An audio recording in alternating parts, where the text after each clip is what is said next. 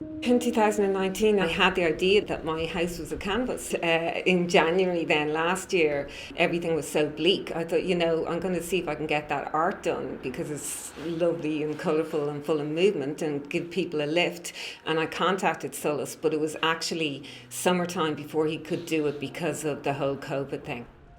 The overwhelming reaction has been positive. But obviously, it's a statement piece, it's very dominant, and not everybody does like it. But in general, I would say it's been hugely supported.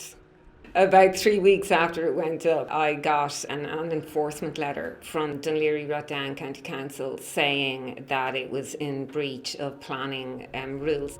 The enforcement order was obviously to take it down, but you do have the chance to apply for retention planning. I had to get an architect to do drawings of the back of the house, to do drawings of the houses next door to me. It seemed a bit excessive. So I have already paid more for architect's fees than I paid the artist.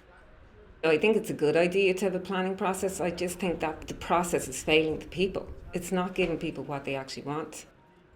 If I was getting an extension to my house, I'd be doing the exact same process, and it would be measured by the exact same criteria. But art is art, it's not an extension to a house. So I think a different perspective needs to be taken.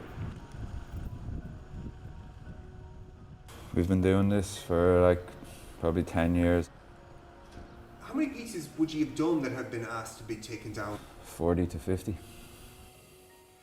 Before we paint any artwork, we would communicate with the tenant or the landlord to see whether or not they would like to support a piece of public art being created. What we want to see happen is the removal of extensive red tape and bureaucracy.